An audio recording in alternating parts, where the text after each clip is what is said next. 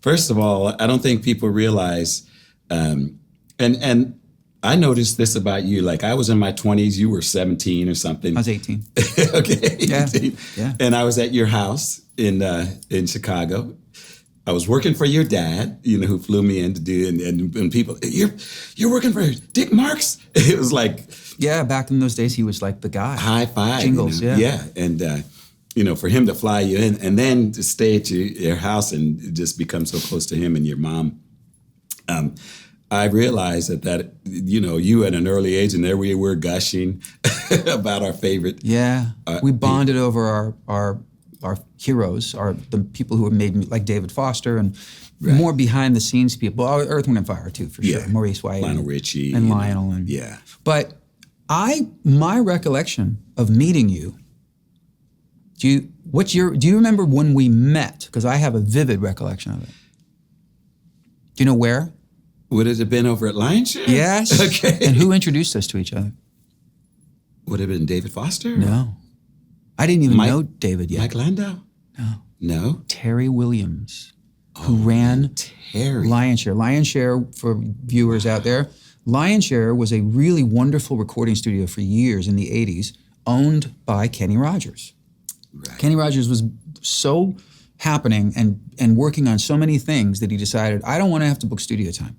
So and it was also in those days, it was probably thought to be a good investment to have your own recording studio. And it was state of the art. It was beautiful. I made my first couple of records there. You recorded hundreds, if not thousands of sessions. 10,000 hours. And I did tons of background vocal sessions there and worked with Kenny and Lionel. Quincy Jones. Well, Quincy loved to use, he was mostly at Westlake. He was at Westlake. But so Terry Williams, my recollection is Terry Williams, I was 18. Wow.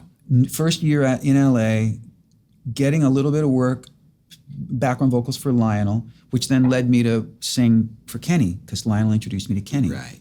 So I was at Lion's Share all the time. And Terry Williams said, you got to meet Nathan East. And I knew who you were, because you'd already played on a lot of sessions.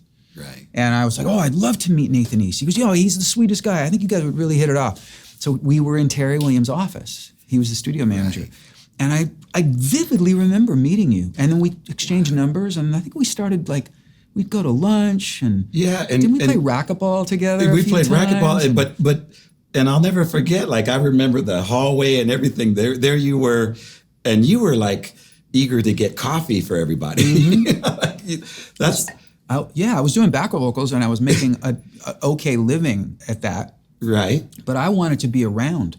I didn't want to just be there to sing backup vocals and then have to leave. So with David Foster and with Lionel, they were both like, look, hang out. They liked me for whatever reason, just hanging around. And so I felt I wanted to be useful. I would go get donuts for people. Right. I would, just do whatever. I was like a gopher. And here was this cool little guy, young guy that just wanted to be absorbed in everything that was going on. Well, think about what we learned from those days. Oh, it's unbelievable. It was like going to hit record producer school. Incredible, yeah.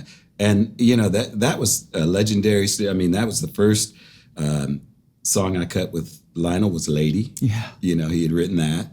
And everything was about, just wrote a song. And that was a couple years before I met you. So you had to be 23? Something like that. When you played on Lady? Right. Think about you played on, there's so many other iconic songs you played on, but to be 23 or whatever you were and go, I played it based on Lady.